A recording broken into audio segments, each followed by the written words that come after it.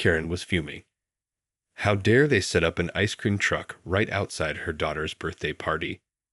The loud music and crowd of children were ruining the elegant, sophisticated affair she had meticulously planned. "Excuse me," she shouted, storming over to the truck. "This is completely unacceptable. You need to leave immediately." The young man behind the counter looked bewildered. "Ma'am, we were hired to cater the party happening here today. We have a contract." "I don't care about your stupid contract," Karen interrupted, her face turning red. "This is my daughter's party, and I won't have some tacky ice cream vendor ruining it. Now pack up and get out of here." The vendor tried to reason with her, but Karen was having none of it. She called the police, claiming the truck was causing a disturbance, and within minutes 2 officers arrived on the scene. "What seems to be the problem here?" one of the officers asked. "These people are trespassing and refusing to leave," Karen said indignantly. "I want them gone immediately." The officer turned to the vendor. "Sir, do you have a permit to operate this truck here today?" "Yes, officer," the vendor replied, handing over the necessary paperwork. "We were hired by the party organizers to provide desserts and refreshments." The officer reviewed the documents, then looked back at Karen with a frown. "Ma'am, it appears these vendors are here legitimately. I'm afraid I can't ask them to leave." Karen's eyes widened in disbelief. But they're ruining my daughter's party. I won't stand for this." "Ma'am, I understand you're upset, but the vendors are within their rights to be here," the officer said firmly. "If you have any other issues, I suggest you take them up with the party organizers." Fuming, Karen stormed back to the house, where her husband and daughter were greeting guests. "Can you believe this?" she exclaimed. "There's an ice cream truck outside catering the party without my permission." Her husband, Mark, looked puzzled. "What are you talking about?" "We'd hired that truck weeks ago as a surprise for Chloe's birthday." Karen's jaw dropped. "You what? Why on earth would you do that without consulting me?" "Because we thought Chloe would love it," Mark said, gesturing to their 8-year-old daughter, who was squealing with delight as she handed out ice cream bars to her friends. "But it's completely tacky and inappropriate for a party like this," Karen protested. "I had everything perfectly planned, and now it's all ruined." Mark placed a hand on her arm. "Honey, please try to relax and enjoy the party. The kids are having a wonderful time." Karen opened her mouth to argue, but the sound of laughter and squeals from outside cut her off. Chloe was dancing around the ice cream truck. Her friends gathered around her, all of them clutching brightly colored treats and grinning from ear to ear. Karen felt her resolve crumbling. As much as she hated to admit it, her daughter did seem to be having the time of her life. And wasn't that the whole point of a birthday party? Sighing, she turned to Mark. "I suppose it's not the end of the world," she said reluctantly. "But next year, we're doing things my way."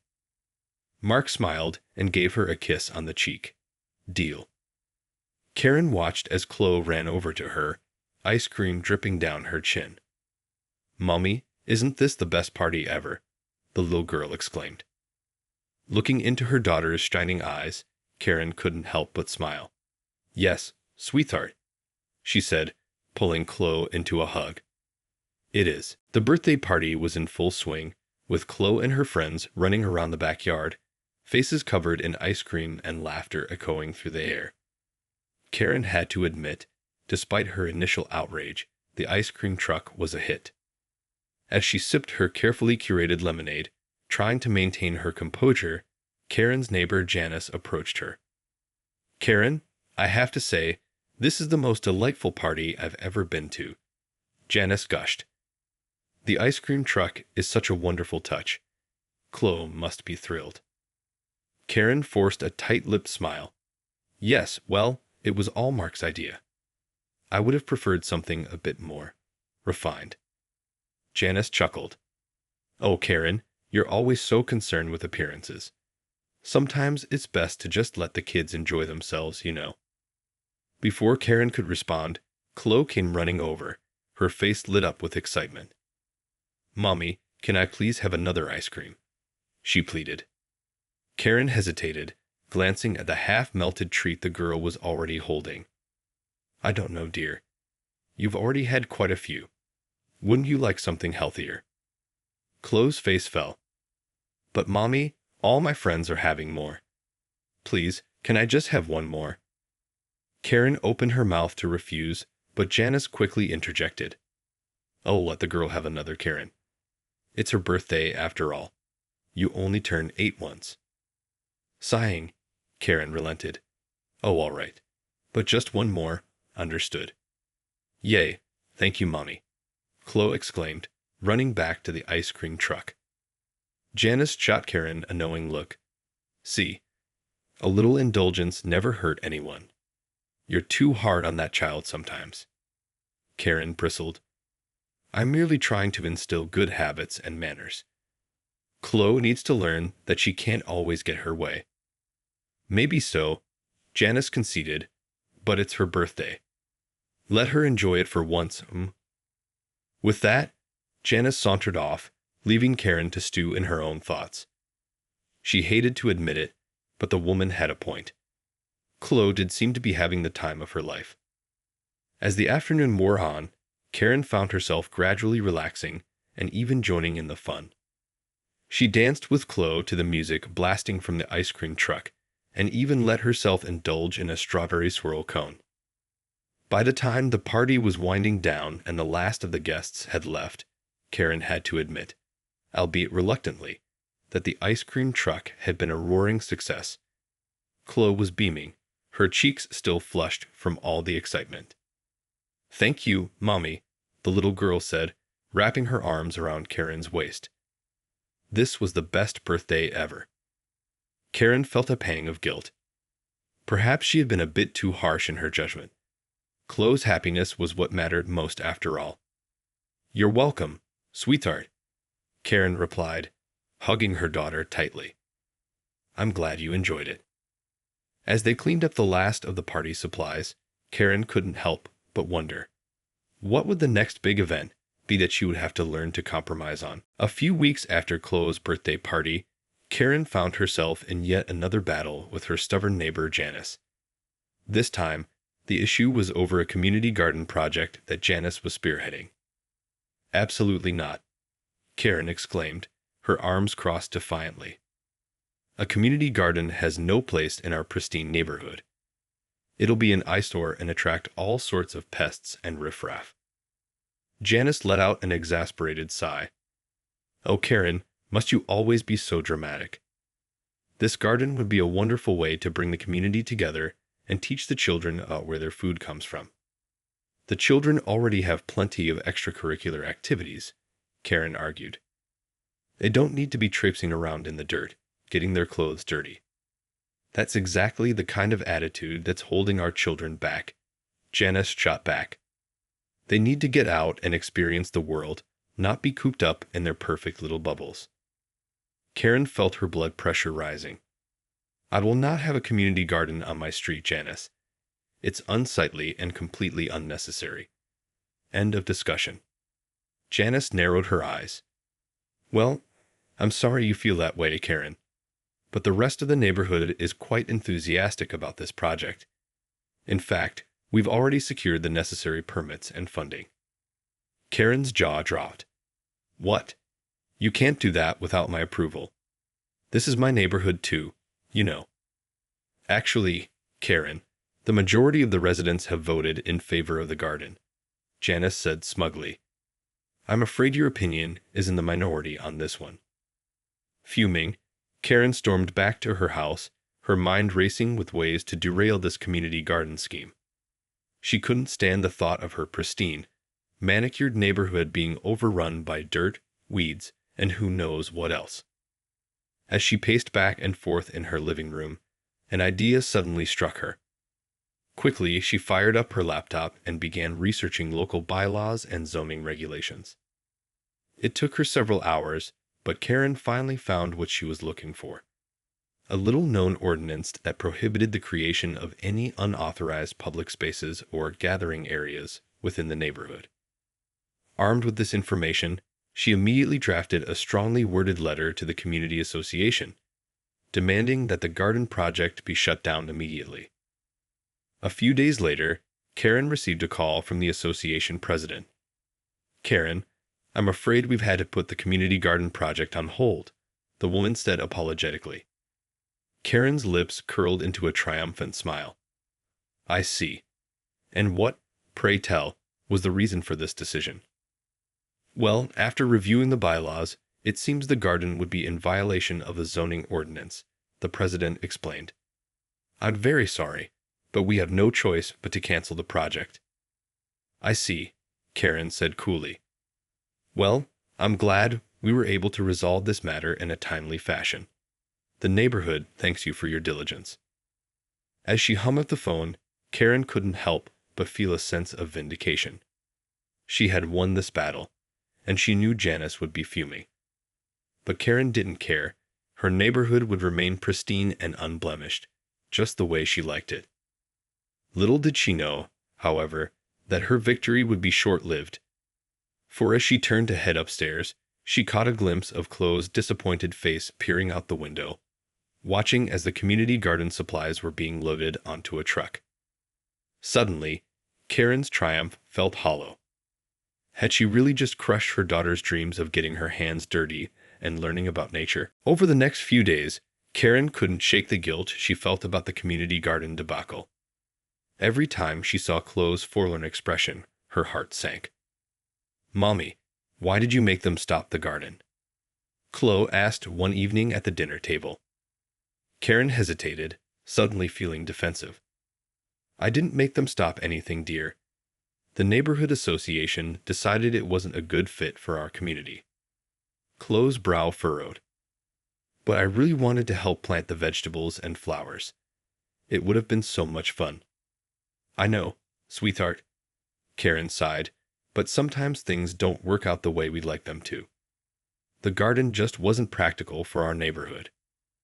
Chloe's eyes filled with tears. "But I don't understand. Janice said everyone else wanted it, so why did you stop it?" Karen felt her stomach twist with guilt. She couldn't very well tell her daughter the truth, that she had deliberately undermined the project because it didn't align with her vision of pristine, manicured community. "Chloe, Karen trailed off, at a loss for words. She reached across the table and took her daughter's hand. "I'm sorry, but sometimes grown-ups have to make difficult decisions that don't always make everyone happy. I hope you can understand that." Chloe sniffed and nodded, though her lower lip trembled. "I guess so." She pulled her hand away and stared down at her plate, picking at her food. The rest of the meal passed in uncomfortable silence, and Karen's appetite disappeared entirely. She couldn't stop thinking about the way Chloe's face had fallen, the light in her eyes extinguished by Karen's actions. Later that night, as Karen lay awake in bed, she couldn't help but wonder if she had made the right call. Was her desire for a perfectly manicured neighborhood really worth crushing her daughter's dreams? She rolled over to face Mark, who was snoring softly beside her. "Mark," she whispered, nudging him gently. He stirred and blinked sleepily. "What is it, honey?" "Do you think I was too hard on Chloe about the community garden?" Karen asked, her voice laced with uncertainty. Mark propped himself up on one elbow. "What do you mean?" Karen sighed. I might have had something to do with getting the project shut down. I found a bylaw that allowed me to argue against it, and the association ended up canceling it." Mark's brow furrowed. "But Chloe was so excited about that garden. Why would you do that?" "I don't know," Karen admitted, her voice small. I wanted our neighborhood to stay perfect and pristine, and I didn't want some messy garden ruining the aesthetic." Mark reached out and squeezed her hand. "Karen, you know how much that project meant to Chloe. She was so looking forward to it." Tears welled up in Karen's eyes. "I know, and now I feel awful. I think I might have really hurt her feelings. Well, what are you going to do about it? Mark asked gently. Karen wiped at her eyes. I don't know. I just wish I could take it all back, but it's too late now. Mark gave her hand another squeeze. It's never too late to make things right, Karen. You just have to be willing to put your daughter's happiness first, even if it means swallowing your pride. Karen nodded slowly, the weight of her actions settling heavily on her conscience. She knew what she had to do, even if it wasn't going to be easy. The next day, Karen steeled herself and headed over to Janice's house, determined to make amends. As she approached the front door, her heart was pounding in her chest. Taking a deep breath, she rang the doorbell and waited anxiously for Janice to answer. When the door finally swung open, Janice's expression shifted from surprise to annoyance. Karen, she said coolly, what brings you here? Karen swallowed hard. Janice, I need to apologize. I'm the one who got the community garden project shut down, and I feel awful about it. Janice crossed her arms, her brow furrowing. So it was you. I should have known. Karen nodded, her gaze dropped to the ground. I'm sorry. I was so caught up in keeping our neighborhood looking perfect that I completely disregarded how much it meant to the kids, especially Chloe. Janice's expression softened slightly. Well, I have to say, I'm surprised to hear you admit that. It's not often you own up to your mistakes, Karen. Karen let out a sheepish laugh. I know, and I really am sorry. I was wrong to undermine the project, and I want to make it up to Chloe and the rest of the neighborhood. Janice studied her for a moment, then sighed. All right, Karen, I'll give you a chance. But you better mean what you say. Karen nodded, relief washing over her. I do, I promise. Is there anything I can do to help get the garden back on track? Janice thought for a moment, then her face lit up. Actually, there is. We could use a few extra hands to get the beds prepared for planting. Consider it done, Karen said firmly. When do you need me? How about this weekend? Janice asked. We're planning a big community work day to get everything ready. I'll be there, Karen assured her. And Chloe, too. She's going to be thrilled. Janice nodded, a small smile playing on her lips. Good. I'm glad you're finally seeing the bigger picture, Karen. As Karen turned to leave, Janice called out to her. And Karen, welcome to the team. Karen couldn't help but feel a sense of pride as she walked back to her house. She had taken the first step in making amends, and she was determined to make it up to Chloe and the rest of the neighborhood. That evening, when Chloe came home from school, Karen pulled her aside. Chloe, sweetheart, I have something to tell you. Chloe looked up at her, her eyes full of apprehension. What is it, Mommy? Karen took a deep breath. I'm the one who got the community garden project shut down. And I'm so sorry. Chloe's eyes widened in surprise. You did that? But why? Karen sighed. I was being selfish, honey. I was worried about the way the garden would look, and I didn't think about how much it meant to you and the other kids. Chloe's lower lip trembled. But I really wanted to help plant the vegetables and flowers.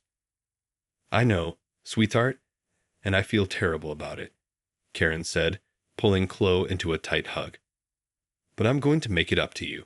I spoke to Janice, and we're going to work together to get the garden back up and running. Chloe pulled back, her eyes shining with hope. Really? You mean it? Karen nodded, a warm smile spreading across her face. Absolutely. In fact, we're going to start this weekend. How would you like to come and help me get the garden beds ready? Chloe let out a delighted squeal and threw her arms around Karen's neck. Oh, Mommy, thank you. This is the best news ever. As Karen held her daughter close, she felt a weight lift from her shoulders. She knew it wouldn't be easy, but she was determined to make things right and show Chloe that her happiness was more important than any pristine neighborhood. The weekend community work day for the garden dawned bright and sunny, and Karen couldn't help but feel a flutter of excitement as she and Chloe made their way over to Janice's house. When they arrived, the neighborhood was bustling with activity. Residents of all ages were gathered, rakes and shovels in hand, ready to get their hands dirty. Karen took a deep breath and approached Janice, who was overseeing the preparations. "Good morning, Janice," Karen said, trying to keep her voice steady. "Chloe and I are here to help however we can." Janice looked pleasantly surprised. "Why, Karen, I'm so glad you both could make it." She turned to Chloe and smiled warmly. "And hello, Chloe. We're so happy to have you join us." Chloe beamed up at Janice, her eyes shining with excitement. "I can't wait to start planting." Janice chuckled. "Well, we've got plenty of work to do first. Why don't you and your mom head over to the vegetable beds and start loosening the soil?" Chloe nodded eagerly and grabbed Karen's hand, pulling her towards the designated area. As they knelt in the soft earth, Chloe looked up at Karen, her expression uncharacteristically serious. "Mommy, are you sure you want to be here?" she asked. "I know you didn't like the idea of the garden before." Karen reached out and tucked a stray lock of Chloe's hair behind her ear. "I'm sure, sweetheart. I want to be here, and I want to help make this garden something really special." Chloe studied her for a moment, then a smile slowly spread across her face. "Okay, Mommy. I'm glad you changed your mind." The two of them worked side by side, chatting and laughing as they prepared the beds for planting. Karen marveled at how much joy and enthusiasm Chloe radiated, and she couldn't help but feel a swell of pride. As the day wore on, more and more neighbors joined in the effort. Karen found herself working alongside Janice, their previous tension all but forgotten. "You know, Karen," Janice said, wiping the sweat from her brow, "I have to admit, I'm impressed with how much you've thrown yourself into this." Karen offered her a sheepish smile. "Well, I had a change of heart. Seeing how much it means to Chloe and the other kids, I realized how important this project is." Janice nodded, a knowing look in her eye. "It's not easy to admit when we're wrong, is it?" "No, it certainly isn't," Karen agreed. "But I'm grateful to have this chance to make things right." As the day drew to a close, the community garden was beginning to take shape. Chloe and her friends were eagerly planting seedlings, their faces beaming with pride. Karen watched them, a warm feeling spreading through her chest. "You know, Karen," Janice said, coming to stand beside her, "I think this is the start of something really special." Karen nodded, a small smile playing on her lips. "I think you're right, Janice, and I can't wait to see what it becomes." As they walked back to their cars, Karen reached down and squeezed Chloe's hand. "I'm proud of you, sweetheart," she said softly. "You've worked so hard today." Chloe looked up at her, her eyes shining. "And I'm proud of you too, Mommy. Thank you for helping make the garden happen." Karen felt a lump form in her throat, and she pulled Chloe into a tight hug. "I love you, Chloe. More than anything." "I love you too, Mommy," Chloe murmured, snuggling into the embrace. As they walked home, Karen couldn't help but feel a sense of hope and excitement for the future. This garden was more than just a project. It was a symbol of the community coming together and of her own growth as a person. She knew there would be more challenges ahead, but for now, she was content to revel in the joy of the moment. Over the next few weeks, the community garden project flourished, thanks to the collective efforts of the neighborhood. Karen found herself becoming increasingly involved, not just for Chloe's sake, but because she genuinely enjoyed the work and the sense of community it fostered. As the plants began to sprout and bloom, Chloe would come home from school bursting with excitement, eager to share the latest updates. Karen couldn't help but marvel at her daughter's enthusiasm, and it warmed her heart to see Chloe so engaged and happy. One afternoon, as Karen was watering the vegetable beds, Janice approached her with a mischievous grin. "Karen, I have an idea that I think you're really going to like," she said. Karen raised an eyebrow. "Oh, do tell." Janice glanced around to make sure no one else was within earshot. "Well, You know how we have that big community picnic coming up next month? Karen nodded. Yes, of course. What about it? I was thinking, Janice continued, that we could use some of the produce from the garden to cater the event.